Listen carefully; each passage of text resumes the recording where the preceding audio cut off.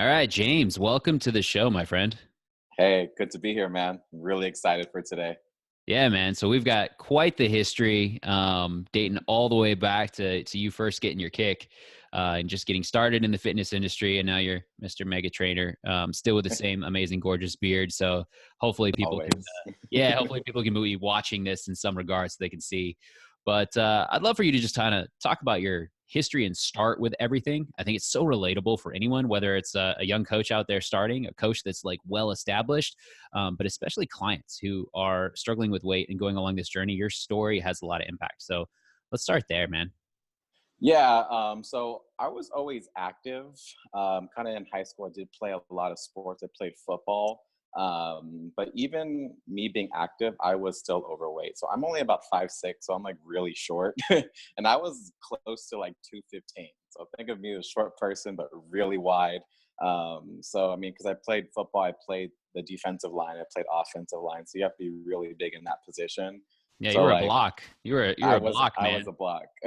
So all we would really do is we'd hit the weight room, we'd go to fucking McDonald's, eat a bunch of cheeseburgers, go to practice. We literally do that every single day. So I would say my nutrition wasn't always the best, but I was always active, so I didn't really counterbalance. There's always, you always want to balance between both, but that was kind of where I was, playing football, eating, lifting.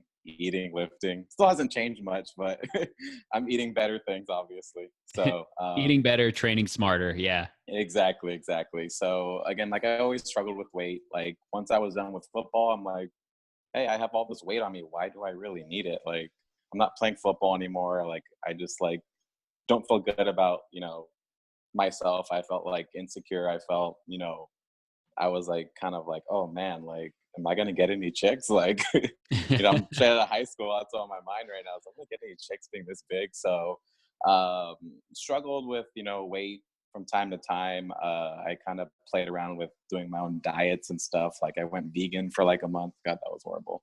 Sorry to all the vegans out there. I actually did vegetarian for about 2 years and it actually worked pretty good. And that kind of helped. And actually, for most of the time, like I would, go running with my dogs. I would, go to like 24 LA, just kind of do my own thing. And I kind of made it into a routine. And I started seeing, weight drop in, like, wanted to still stay active. So, I kept that routine up and eventually I dropped 60 pounds. Um, Nice. all on my own, basically. I was skinny. I didn't have any muscle on me that much, but I dropped the weight. Um, and so that was always like kind of like, I love being in the gym and just kind of seeing like, I see trainers at the gym and it looks like, they really enjoy their job. And I was like, oh, that's a cool, way to like make a living is becoming a trainer. And I kind of like was interested in that. And that's kind of when I heard about a place called Copper Moose Fitness. One of my friends was actually working out there and she's like, oh, come on, like try a trial, um, just it's really fun. Like the owner's really cool. Like he'll let you come and work out and stuff. I'm like, all right, might as well. Like, I like to work out. I never worked out an actual like facility before and was trained by anyone before. So I'm like, oh, might as well give it a try. What can I lose? And I went in there and then it's like, it was funny pulling up. I'm like, well, first of all, I had a skateboard. So let's pre-frame that. I was rolling up on my skateboard and I go into this like random like parking lot and there's like this sign that says heart employment on it. And then like I'm like, is this the gym? And I look in there and there's you, you're like running a class, you're owning that shit. Like Yeah, it's we were super high energy. the speakeasy of fitness. We were underground to the point where we even had other signage up there. So you were either in and you knew about it and you were part of the culture and the clique, or you were just lost out there in the world all alone. Yeah. It's true. It's true. I was lost out there in the world on my skateboard, and so I came in, did my first workout. I was like, holy shit! Like this is like so much fun. Like the community was great, um, and that's like the biggest thing between like training at like a LA or 24 versus going to an actual gym. It's like you have that energy there. Like it's not just mundane. It's like it's a switch up from your normal like routine and stuff. And I got hooked on that. So like that was pretty much my start. And it kind of goes from there. Like, since, when I was there, I put on a lot of muscle. Like I was like, skinny when I came in, but then I started packing on the muscle, like when I started doing a lot more lifts and, learning how to deadlift and squat and bench and all that. It was really fun. So, I mean, that was kind of like my fitness journey from there. And then transitioning to being a coach. I think after like my trial was done, like we sat down, we talked for a little bit. Just kind of, you're asking me like, where do you want to go? Like, what are you looking for? And I'm like, and this is like, I've dropped out of college twice already, just pre-framing you guys. I was never like the biggest like school person. So I dropped out twice, I was thinking, what am I going to do? And, you know, I was going to school to become a personal trainer. So I was doing like some online program, and I talked to you about it, and you're like, hey, like, stick around a little longer and see how you fit into like the whole culture. And, we can bring you on as a, like a coach and see how you do. And if you're really interested in that, and I'm like, fuck it, let's do it. And then I just dived in from there. So, yeah, I mean, that's kind of like where I got my start, just, from where I was in high school with struggling with my weight to now that I struggle, knowing, what it takes, the struggles that you go through mentally. And then you kind of transition into the other side of it where you're helping people on that journey because you've already taken that journey. So it's like, I like knowing how to, like, I would say, relate with people on that spectrum, and just kind of knowing where they're at and how to guide them, I think really helped me kind of transition into being a coach. And I'm super thankful for, going through that journey, and, being able to know how people think when they're going through the weight loss journey, whether it's, looking at their body in the mirror and not liking it, or, not feeling the best or not feeling as confident, just understanding that mentality of where people are at, when it comes to them physically, because it affects them emotionally as well. So yeah, I mean, that was like my first like introductory into the fitness industry. And it was not, I'm not gonna lie, it was a struggle, like whole different ball game. So like, people who didn't know me before, I was a dog trainer. So still connecting with people, but dogs don't talk back, people do. So But I think that's the beauty, right? Is that, because I was going to make sure you touched on that piece, and we look at like the most well-known successful dog trainer out there, right? Cesar Millan. And, he's always said, he's like, it's, the dogs are easy. It's training the people. It's training the yeah, owners. It's, he can get a definitely. dog to command and do what's needed in a flash. And I've even seen you do that with multiple dogs in a flash. And Yeah. clients who brought their dogs in and say, well, you've gotten me excellent weight loss results, and I'm feeling stronger than ever before, and my body's actually no longer in pain. Can you help my dog with some anxiety? Right. And instantly see the dog responds to you immediately. But Yeah. then you were like, now I'm going to turn the dog over to the owner, and coaching really begins. And so Yeah. I think Yeah. that's powerful to understand. Is it was such a useful tool for you. And I'm like, man, anyone that can train dogs, who are really just training a person how to then train their dog, there's Yeah. something there, and it's a chill attitude that transfers over for sure. Definitely, definitely. Just because, like, especially when it comes, like, people are trusting you with their bodies. They're trusting you with your health. So it's like you have to connect with them and earn their trust. It's not like they're just coming in here and just fully like giving in. Like it's, and that's one of the biggest things I also struggle with being a young coach. A lot of the clients we had at Copper Moose were in their, late 30s, 40s, 50s, well-established professionals. And you have a guy coming in who's like fresh off the street, 21, like, but yeah, like coming in as a young coach, training all these professionals, it's like, people, I kind of have their guard up a little bit. And, those are one of my struggles as well, is like trying to get people to, you know, um, take me serious in a way, and like, like trying to trust me. So it's like, that was probably one of my biggest struggles as a coach, especially a young one. Like I know when I think I was around 21 or 22 when we started coaching. And I made a lot of dumb mistakes. I was like coming in, like, I think there was a funny story. I came in one time and I was coaching, and I had like 3 or 4 hickeys on my neck. And in the middle of coaching, Joseph's like, "Are those hickeys?" And I'm like, so that was my nickname for like, I'd say about a good few months. But like, back to the story. But kind of going full circle is like, like it's really like earning the trust of your peers, letting them see you in a professional light. And that was probably one of my biggest struggles. But in the end, like I was able to fully gain their trust just because of my story and my struggles that I went through with weight, and being there on the journey with them. And the biggest thing is connecting with them and really understanding what drives them, why they want to lose weight. Because like the biggest thing when people are working out, it's really not just, oh, I want to look better. There's always some underlying reason why they want to get fit. And when you ask the right questions, like a lot of like what and why questions of say someone comes to you and they're like, oh, I want to lose 10 pounds and I want to have like a six pack, or all my arms bigger. It's like, okay, why?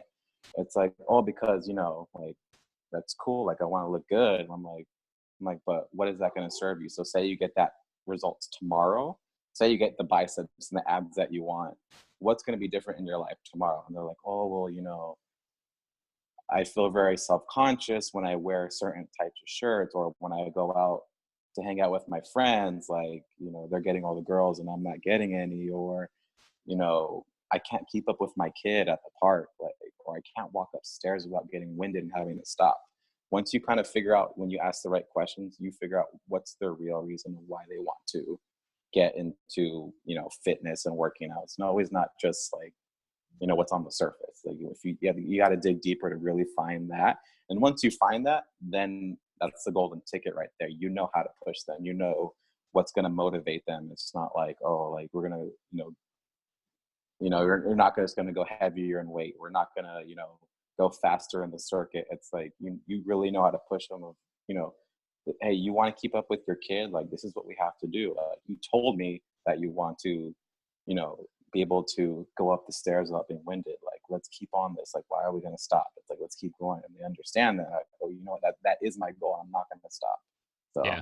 Yeah. No, and I think it's kind of having it both. Like you're understanding that they're coming in for an external result, and that external result is an amazing thing because it's usually something that's pretty trackable. Be it the scale, the body fat percentage, the number of reps, the number of weight that is pulled or pushed, or whatever that stat may be, or a certain clothing size. And those things are they're easily trackable. But that intrinsic motivation, that deeper, like you said, why, is the real motivation and the drive for those things. But it's also harder to track. It's harder to measure, unless it is something like, can I get up the stairs without having to stop and take a break?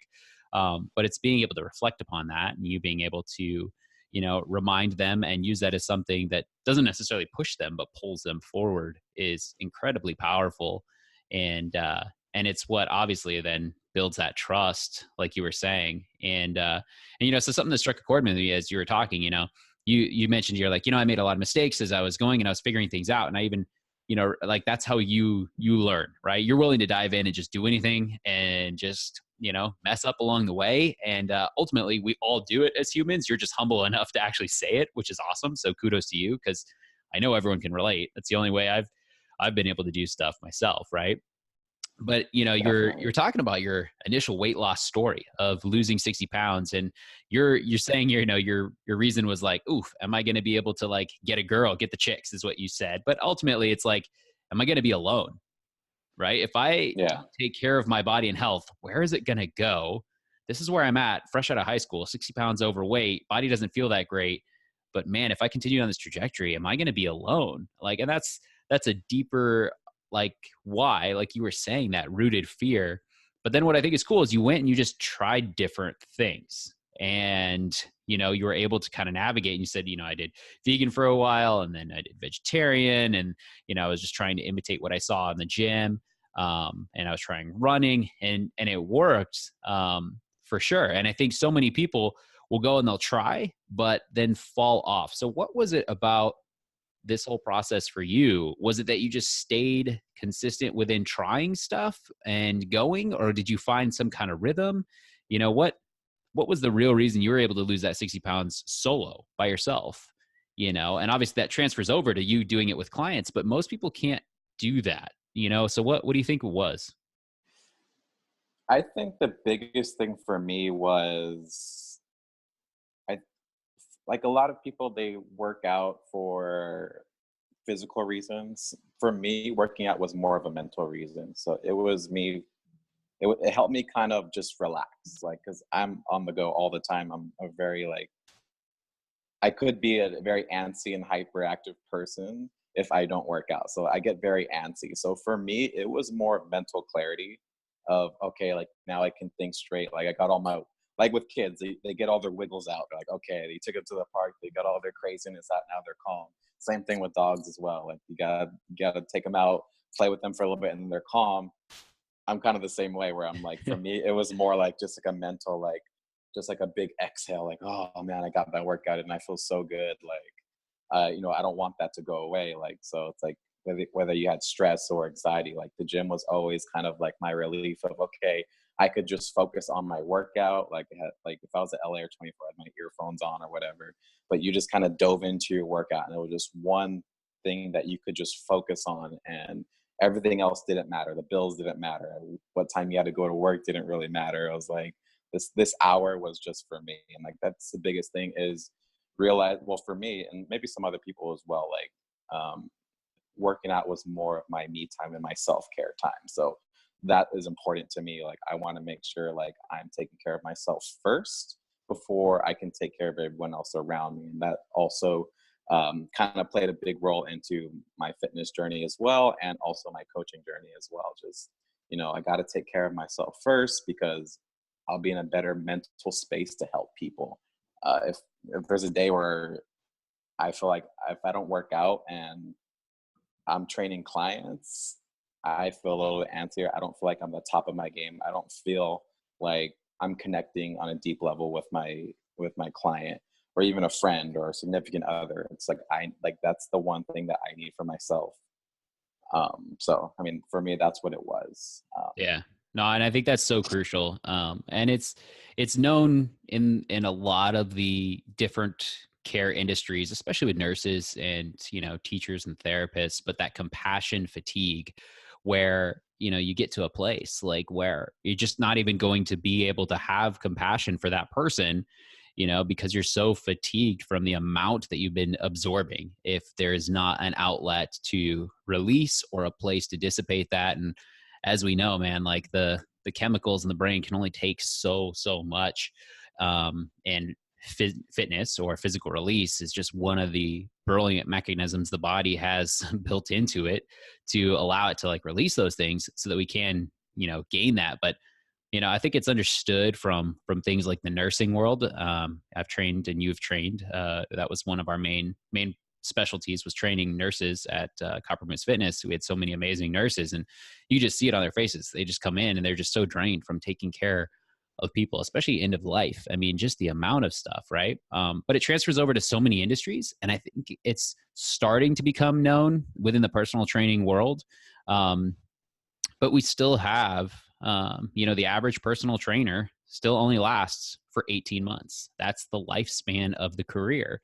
And so, here you are, you started at 21 and you're now 27 going on 50. 27 going on 50. But it's already, four times or at least three times the length of the average personal trainer career.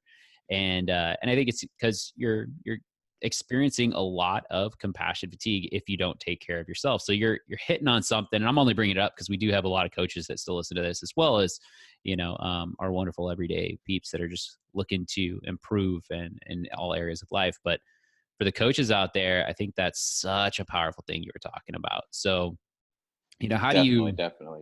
Go ahead. segment that for you, and then what keeps you motivated within that? Well, I mean, the biggest thing for me is always having your set non-negotiables. So for me, like one of my non-negotiables is I want to at least work out anywhere from 4 to 6 times a week. So I keep it within that broad spectrum just because, there's weeks where work's really busy and, you know, I don't get enough sleep, and it's like I don't want to train if I'm not well recovered, if I'm not, sleeping enough. I don't want to put my body through that stress. So I always keep it to 4 to 6, and that's like my non-negotiable. So I always make sure I have that time because if I don't get that, then I'm failing myself. And then that's going to put me in a bad headspace. There's some days where I coach 10, 11 hours a day. And, for me to get through that, like I need an hour break to just, breathe and have my thoughts to myself and just need silence and, get my workout in. And after that, okay, I'm good to go. Like, let's go for the next, few clients. But like the biggest thing is setting your non-negotiables and, being okay with saying no. I think the biggest thing for me was, especially going into his coaching, because I've been doing it for about 6 years now. I'd say probably around like my fourth or fifth year, like when I started taking on a lot more train with clients and training a lot more. At the beginning, I'm like, oh yeah, like hustle, like it's hustle mode, like let's get as many clients as we can today, like. And then yeah, I mean, there's some times in your life where you have to hustle and you need to work that hard, but it only lasts so long before you fatigue out, you burn out. And that's when like scarcity starts coming in, where it's, especially if you're in like a financial rut, it's like, okay, I have to get my next client. I don't care if it's 9 o'clock at night. Like I got to take that next client. Like, I got to pay these bills. And then you get so caught up in saying yes to everyone, even if like you really don't want to take that late night slot or like the 5 a.m. slot. um it's okay with saying no. Be like, you know what, no, my schedule is going to be from this time to this time, and my clients will be within those times. Like, it comes to longevity. Like, yeah, you could take a shit ton of clients in one day or even a week, but it's like, how long can you sustain that before you burn out? And I was in that boat as well. um because I moved from, so for those listeners who don't know, I worked at Copper Moose for about 5 years, 4 or 5 years. Yeah, 4, I think, almost 4. Yeah. Yeah. And then I ended up moving to Washington. So I lived in Renton, Washington. And it was basically restarting over again. Like before, like I only worked at one gym, that's all I knew. So it's like, restarting your whole life again. And, I went from gym to gym, hopped around. There was one point where I was working literally 7 days a week, every single day for like a few months. And like, you know what, like I just like burned out eventually. And I questioned, do I still want to do this? Like, do I still want to be a coach? Do I, is this the right industry for me? Should I be, doing something else? And, you know, I made it a point, like I need to change this because everything's fallen apart around me, whether it was my relationship, whether it was work, and the biggest thing that hit me, because I love my clients, like I do anything for my clients. I'm a people pleaser. But I even noticed myself, like I wasn't being the best coach I could be. I wasn't being consistent with my own clients. And, that really hurt me because the biggest thing I pride myself in is, being there for my clients. I want to be 100% for them every single time I see them. I want them leaving with a smile. Like, those are the biggest things for me. And then once I felt like, damn, like I'm not even doing that. Like I'm fucking up. Like I need to start shifting something. I need to start, cutting back. And, once I cut back, so many more things like got easier. Like my schedule was easier to handle. Like I wasn't fatigued. I made time for myself to work out. I wasn't chronically questioning whether I was in the right industry or not. Like everything just kind of came together. So, I mean, the biggest thing is being okay with saying no, being okay with, setting your boundaries and, yes, give your clients 100%, which for all people who are being trained, like your coach should be giving you 100% every single session. But just knowing that about myself and, and I felt like my coaching's getting better. Like I'm more like my sessions are a lot more focused. I'm definitely diving in and I can connect with them on a level, that I've never had before because I'm in a better headspace. So. Yeah. No, I think you nailed it. You mentioned scarcity, and how scarcity from whatever the position may be, it's going to cause you to act a little bit more on the irrational side and try and usually do more or accomplish more or have more. It's usually that, that level of it's not enough with where I'm at, with what I have. And so because of that, scarcity mindset is going to want to drive you in that opposite direction. And yet it sounds like from what you're saying, the moment you're able to just kind of finally take a breath and relax from that and say no to some of the stuff and actually pull back. And it was because of that, it allowed the alignment within yourself. And you were actually able to appreciate it again, find fun in it again, and be able to then deliver. And then the scarcity went away because everything seemed to kind of get covered. Um, Oh, so definitely. I was just able to just breathe and be like, okay, like, oh, I can just really focus and, like, I don't have to worry. Like, yeah, I have bills at the end of the month, but you know what? Like, things are going to be okay. Like, I'm going to be able to pay them. I'm still yeah, going to have, money to, spend on other things like dog food or, just going out, hanging out like on the weekend, just those things like that where, before I was just more stressed about bills, bills, bills. Oh my God, the bills. Like I have to like find any way I can to pay those bills. And if that means I have to like take, a session at 9 o'clock and not get home till 10, I'll do it. Like whatever. Like now I'm just like, okay, I have the bills at the end of the month. Like I think I'll be okay. So yeah, yeah. I would say our for sure. attention follows our intention, right? So like Yeah. whatever your intention is, and if it's getting more clients, growing, getting more money, whatever it is, all your attention is going to be on that. And then we're going to miss all of the actual opportunities, the real opportunities, which is to slow down and be able to take a breath and be able to breathe. And then you're actually present with the clients you do have. And naturally, like the universe kind of rewards you, and everything gets better. And I'm sure so many people out there can listen and relate, where they may be fixated and overly focused and driven on one thing, and kind of unaware that other signs are trying to wake us up to these different things, And so what advice do you have, or insights or even tools, techniques, or kind of questioning that you can give to someone out there who's listening, who's going, yeah, that's me. And I'm struggling to become consistent with fitness or with nutrition. And I'm just so focused on work or these other areas of life that I'm not able to find balance right now. And, I've got all this going on. So any tools or systems or words of advice? I would say my biggest advice is just take things slow. Don't try to overload your plate with 10,000 different things. Like, I can give a good example of people who are starting a fitness routine. Yeah, I'm going to be in the gym, 6, 7 days a week, no days off. And yeah, they might do that for a week or two. And then they're just completely shot. Like they can't even move. They're stuck on the toilet. They're so sore. Like, they're like, oh, I now have to take like 2 weeks off the gym.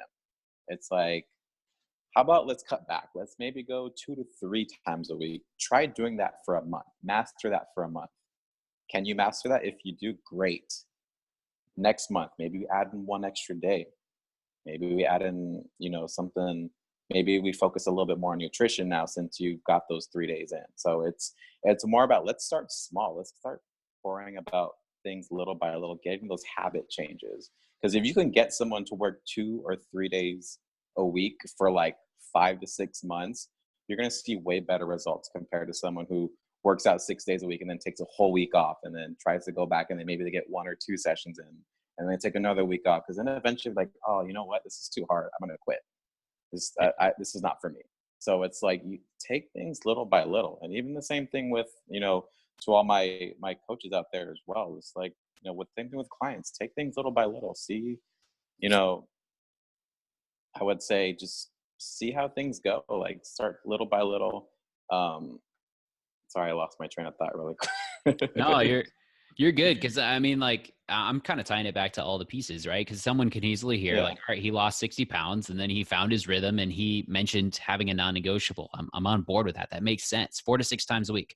So they may even be thinking, like, I got to do 4 times a week minimum every single week. So it gets this like go hard, go all in, go ham type mentality of like, I've got to be all in. And these phrases, that's all they are. They're just phrases. They're just words. And to me, it's like, there's this like, I either go all in or I do nothing. I have this all or nothing approach, and it just turns into all of nothing, right? That 6 days on and then 2 months off. And so it sounds like to me, you're saying start small and get the win, but set a non-negotiable so that whatever that win is something that you can actually win, whether that's two Yeah. times a week, or whatever it is, but that's going to be the catalyst for change. That's going to be the momentum. That's where the drive is going to actually happen. I think that triggered something in my head. So like kind of getting back on track. Now I kind of remember what I was going to say was just because like us as coaches, we're basically, I wouldn't say role models, but the client trusts us with them. So if you can't live it, how can you, you know, show someone that and tell someone to do that? It's more like you have to live it first and know the process and know the journey, so you can relay that to your client and, like, you know, let them know, like, hey, like, you might experience this, you might experience this feeling, you might experience, you know, your body doing this, because I went through the same thing, so I can totally understand where you're coming from. Because I feel like the biggest misconception when it comes to trainers is like, oh, they don't understand my journey, like they've never, like, you know, been overweight, or, you know, they've never struggled with anything. But to be honest, most trainers and coaches out there, they've dealt with a lot of things, whether it's physically or mentally, that their clients feel. And that's why they're in this industry, is to help people who are dealing with the same things we are. That's I know for me, like, that's why I got in this industry. Like, I wanted to help people and make, because people will always, like, they'll forget, like, if you, like, okay, you got them stronger, or, you know, you helped them lose 10 pounds, but it's more about the impact you had on them long term. It's more about how you made them feel, is what they'll remember. Like, oh yeah, like, you know, Joseph, he always gave me a really hard high five, and it always made me laugh, like, you know, at the end of every session. They'll remember that. Those little things like that, they'll remember those things. Or, you know, making someone always smile at the end of their session because they want to come back.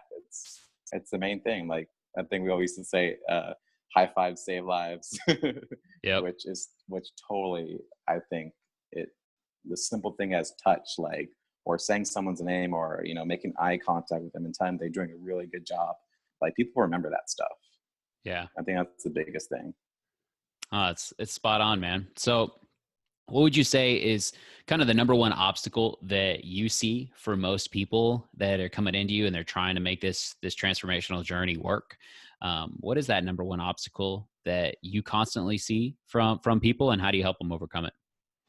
I think the biggest obstacle is changing how people view themselves. I have tons of clients who come in, oh, I hate my arms. My arms are so flabby. Like, you know, like, oh, look at my stomach, or, oh, like, I have back fat here, whatever, like that. It's just more like, okay, but what do you like about yourself? Is there anything that you like about yourself? And they kind of think a little bit, and, you know, they're like, oh, well, you know what? I think I'm pretty strong, or, you know, you know, I like to run, or, like, so it's always kind of reframing that thought process, just because there's so much as I love our industry, there's a lot of bullshit out there, to be honest. And especially through social media and through magazines, where they have these unrealistic fitness expectations, and having, like, a quote unquote ideal body type, whether, you know, it's a six pack, or someone who's very slender, and, like, that's like what people think is the ultimate, like, what fitness should look like, what a fit person look like. But I mean, it really comes down to that person. It's like, what is fit to you? It's different for everyone. And I don't think there's an actual body type to what fit is for people. So, I mean, that's the biggest thing that we try to fight on a daily basis, of, you know, unrealistic goals and expectations that people put on themselves because they see the magazines, they see the Instagram posts. So and then it just makes them more self-conscious. Like, oh, I'll never, you know, look like that, or I'll never be able to do that crazy sexy exercise you see on Instagram, or, you know, things like that. So, I mean, that's the biggest thing. Like, just, you know, whatever works for you in your life, whatever makes you feel confident, like, have that, like, in your mind, and Yeah. find, and I usually recommend, so find two things that you like about yourself, or two things that you're happy with, and maybe one thing that you could work on. And just remember that every time those negative thoughts come in, maybe you're like, oh, like, my arms are flabby, whatever, but what are two things that you do like about yourself? And I feel like Beautiful. that'll start changing their mind onto how they feel about their bodies. So Yeah, no, spot on, man. Definitely all about the celebration. Keep that positive mindset going so that the motivation and drive continues on.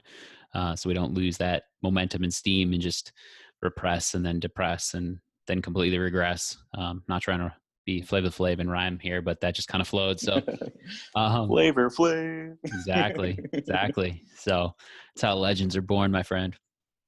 But so the last couple things I definitely wanted to touch on, because we don't really talk about it on this show too much, but it's just overall programming, programming for clients and stuff like that. Because you've had such a myriad of different clients, from figure skaters to pretty much every form of athlete, badminton players and soccer players and man, even rowing, yeah, fencing, yeah. Fencing. But then, of course, clients that are in their 60s and 70s and 80s, that are coming off of rotator cuff surgery, double hip replacements, you name it, you've seen it, trained it, and our folks that are on the journey of permanent weight loss, sustainable. So, just kind of wanted to pick your brain and hear what you have to say about just programming in general. I know that's your biggest thing. You are a programming nerd. I could name the program and you could tell me all the aspects about it and and whatnot. So we could go down that path too. But love just to kind of get some insights from you. I would say the biggest thing is to just keep it simple, like building a strong foundation, whether it's an athlete, like whether a high school or collegiate level athlete, to your corporate, boss who's like 40, 45, they have 3 kids, they have a high stress, job.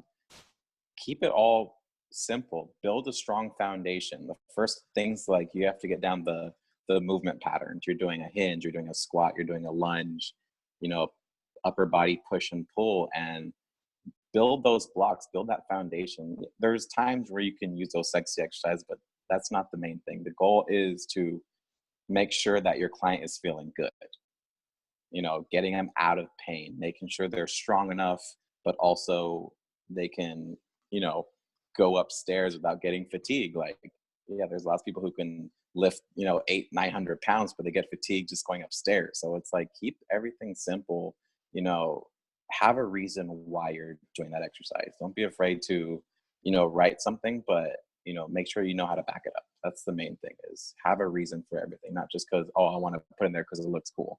It's have your reason why.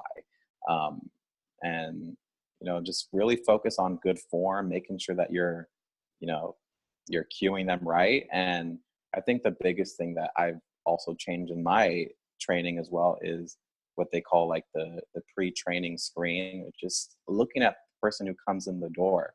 Are they looking fatigued and their shoulders are down and they come in looking tired, or are they, ready to go? And, ask them, well, how are you today? Did you sleep well last night? Like, did you get anything to eat? Like, those are like the top questions, just because, you might have a crazy training program where it's like, oh, like they're going to do like 90%, of their 1 rep max on deadlifts today, but the person got 4 hours of sleep because their kid was crying at night. Are you really going to have them do that? So being able to, just, change on the fly if you need to, and just listening to your clients and, understanding, okay, maybe, this is not a good idea today. Maybe we can save it for another day. Let's do some foam rolling. Let's do some mobility work. Let's do a little bit of biceps and call it a day today. Maybe that's what we need to do. Like, maybe that person just needs to just have a relaxing session. Sometimes if they're coming amped up, that's a good day to, hey, let's pull some heavy weight. Let's work hard today. So, I mean, those are the biggest things. It's always, being able to adjust on the fly, keep things simple. Listen to your clients is the biggest thing as well. Even if they're not willing to tell you, like, oh, I only slept 2 hours, you could tell. If you're in tune enough with your clients, just seeing them walk in the door, you can tell, because there's some people out there who's gonna, oh, I've only got 2 hours sleep, but fuck it, I'm gonna go and pull that weight. It's like, you know what? That's not the best idea. Yeah. So, at the end of the day, like, our ultimate goal is to keep our clients safe, and that's the biggest thing. So, yeah. No, spot on, man. So it sounds like build the foundational blocks. Movement is a gift. So keep people moving and active and meet them at that level that they're at for that day. Not necessarily like the plan, not necessarily even the goal. You're keeping all those at the forefront of your mind, and that's the direction. But knowing that it'll be a lot easier to keep moving in that direction if you're meeting them where they're at that day and that time frame, instead of just forcing along. It's like a race car. If a wheel is going bald and going flat. You've got to pull over and change it. And that's going to be the difference between going the distance of the race, or trying to push faster, burn out, potentially blow that tire and wreck. So, so I hear what you're saying for sure. I do want to know, what are your thoughts on all of kind of there's a big push. A lot of places are doing it where you have this heart rate monitor and you're seeing, and you have to stay in these zones and whatnot, and what you feel that is doing for kind of the overall mindset with all the wearable type technology and stuff like that for people. Positive, negative, both? I feel like a little bit of both. If someone has a certain goal, like maybe like, you know, they have like a race coming up. What if they do obstacle course racing, or like they're doing a marathon? Then yeah, like I think, you know, tracking their heart rate is a smart thing to do. But if for someone who's just coming in for general fitness, I feel like it could be a little discouraging in a way, just because, you know, I'm sure there's a few chain gyms out there that we won't mention, but I know where you're going with that. I'm not leading you anywhere, man. I was just asking. But I know what you're saying, low key. But it could be a little discouraging for some people who are just starting. Oh, what if I can't get into that, you know, quote unquote fat burning zone? Am I failing at this? Like, that's just gonna drive people away, as far as like, you know, especially if the coach isn't explaining enough, or, you know, if the coach isn't like helping that person through. They're most likely going to leave because they feel inadequate, and that's the biggest thing. So that's why I say it's a good and a bad thing, depending on the goal. So if the person is just, like I said, if they're just getting new, like just trying to start into finding a gym for themselves, like that could be extremely discouraging. And, you know, the better thing to focus on is, hey, instead of getting the heart rate, maybe just come 1 to 2 days a week consistently. And then let's build up to 3. And then maybe once you got that done, maybe we can start adding in the heart rate monitor or whatever. But it's not a main focus, just getting them in consistently. That's the biggest thing. Yeah. Beautiful. Love it, man. So last question, you know, if you're got someone sitting on the other side of this that's looking to transform, and you're able to give them 2 minutes of advice, and that's all they're seeking and craving, you know, what would you tell them is the ultimate truth of what it takes to completely transform? I would just say, just enjoy the journey. That's the biggest thing is, you know, you have all of your life to, you know, get fit and, you know, train and all of that. So, I mean, what's the rush? I mean, start slow, work your way up little by little, enjoy the wins, whether it's, hey, I completed 2 workouts a week for the past 3 months. That's a fucking win right there. Just enjoy those small wins, because they're going to snowball over and over. And eventually you've been working out for like 3 or 4 years. Maybe the first year you were literally just doing 1 time a week. Now you're up to 4 to 5 and you're deadlifting 200-300 pounds. Like, enjoy where you started and always reminisce on that. But, you know, take your time and slowly build up to it. That's the biggest thing. There's no rush. Yep. So. Epic. Love it, man. Start slow, enjoy the journey. Well, James, pleasure as always, my friend. Glad you're enjoying that Seattle life, and still on the journey of helping a lot of people up there. I lost my California tan, but it's slowly coming back. Sad day, you know.